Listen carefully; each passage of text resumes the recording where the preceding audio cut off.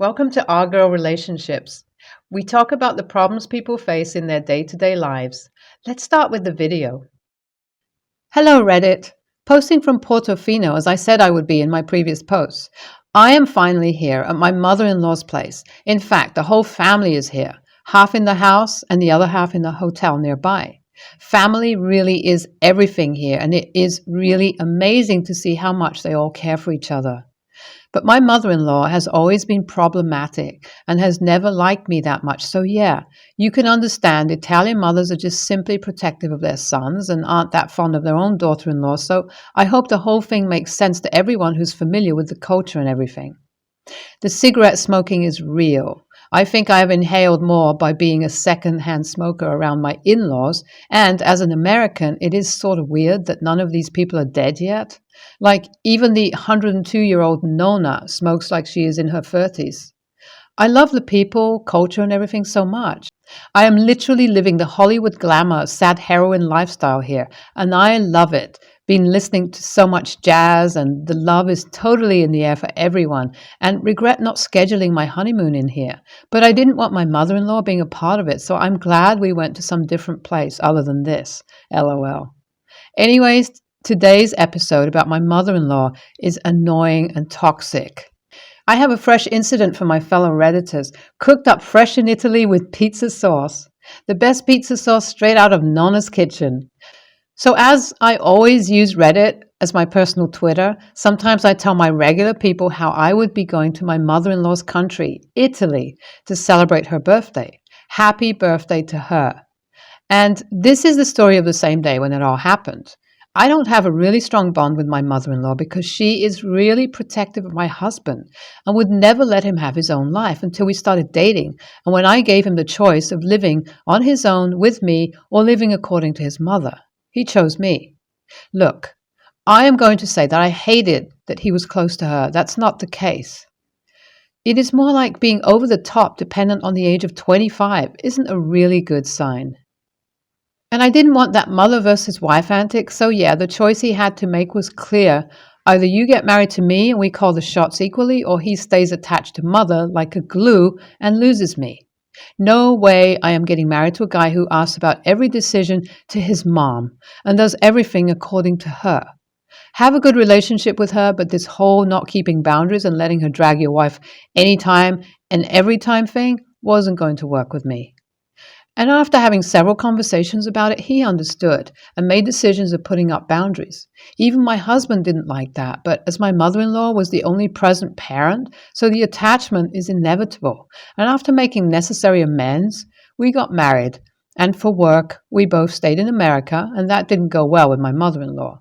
Ever since I have been married into this house, she has a custom-hating culture against me. And the worst part is, she would act all nice in front of me just to go around and talk crap about me behind my back. I have never been able to catch her red-handed, so I never put up a fight, and I grew up in a family where no one really had any bonds, so maybe that's why this thing seems more clingy to me, as I have never experienced this in my life, and it all seems tiresome to me.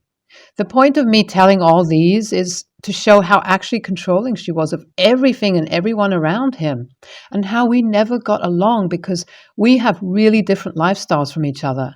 And this year, putting every difference aside, I went along with the plan that my sister-in-law made to have our whole family over and celebrate my mother-in-law's birthday with every one of us together.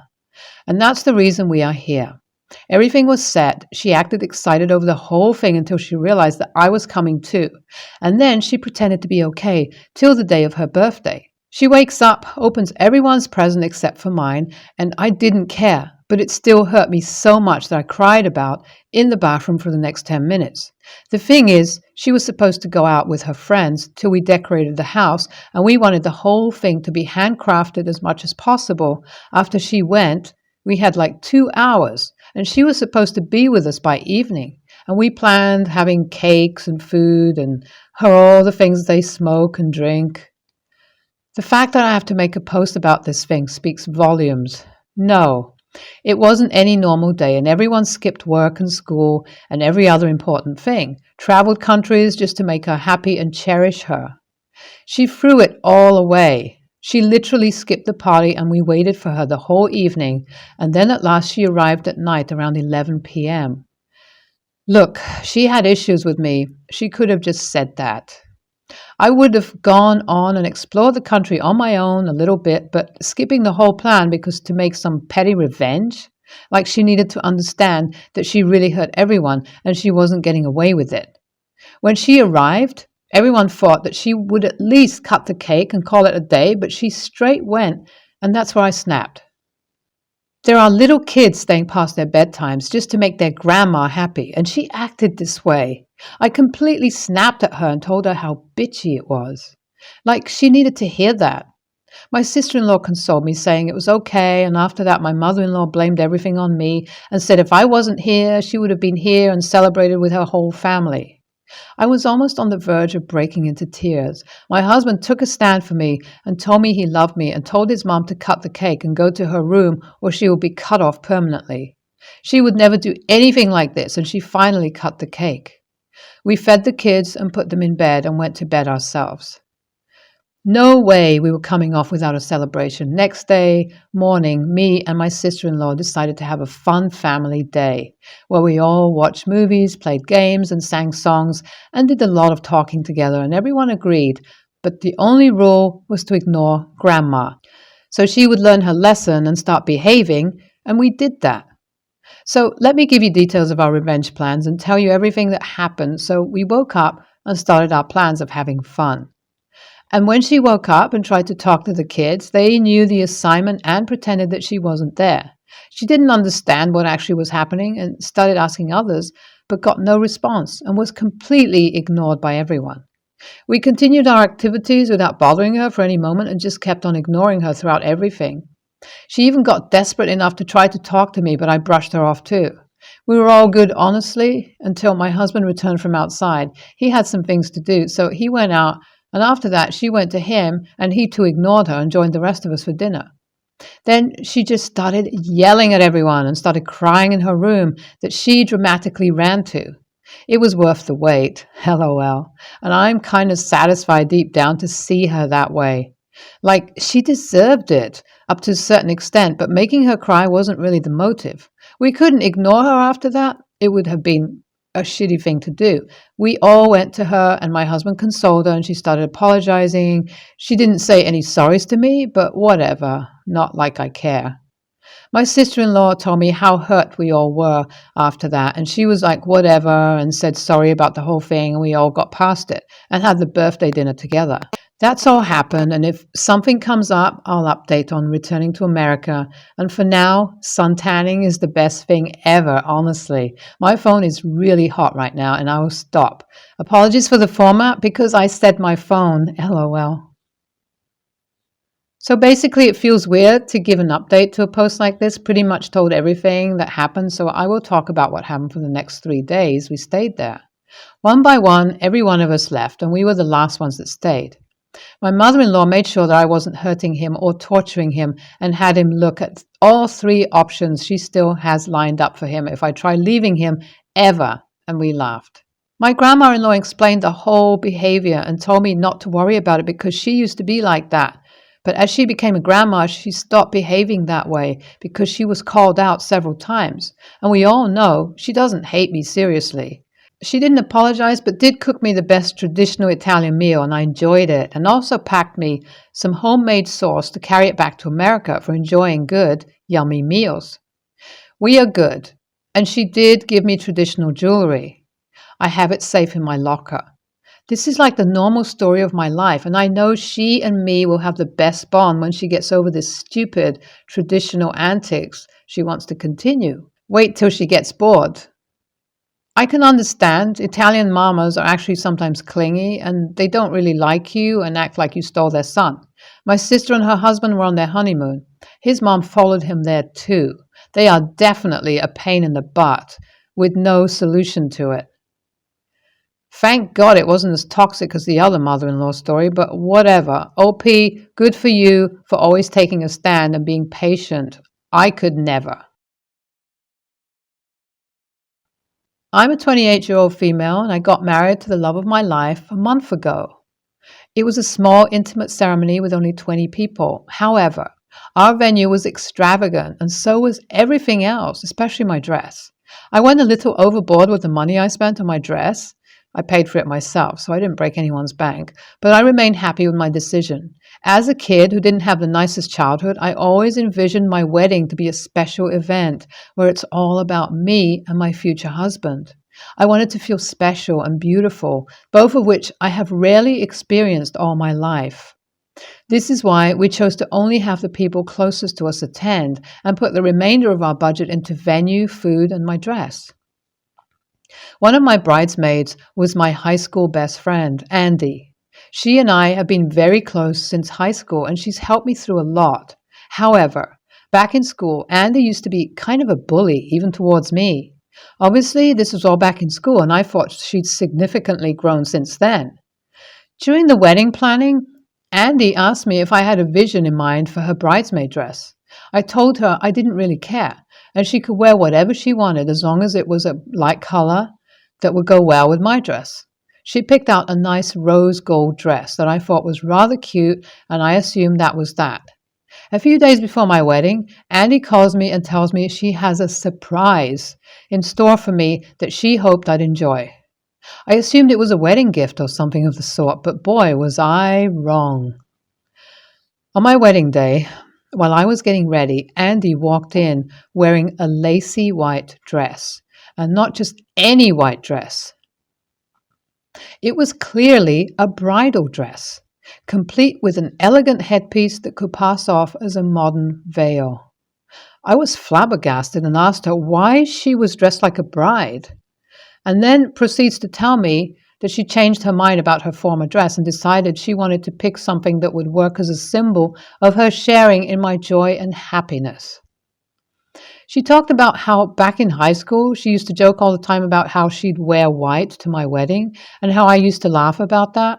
So this was supposed to be a fun inside joke. Well, obviously, I didn't think it was funny. A huge argument ensued where I basically yelled my lungs off at her. She offered to change back into her rose gold dress, but I was extremely pissed, so I just asked her to leave.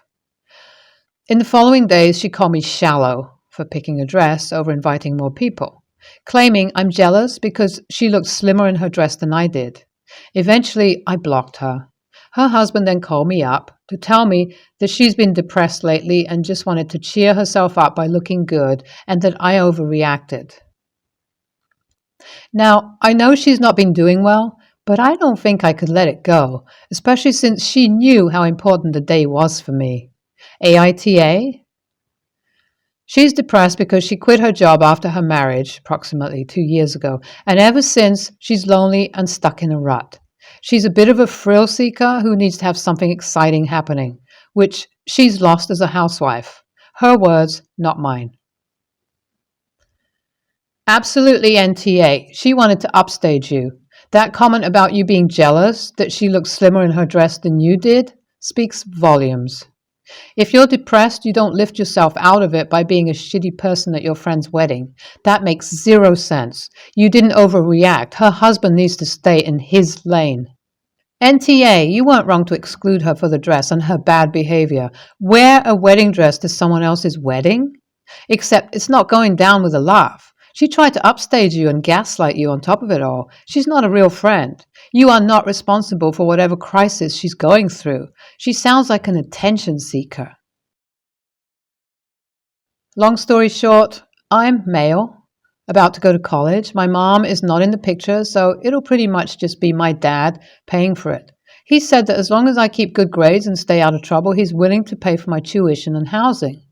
I decided to attend my dream college after being accepted into it with a partial scholarship.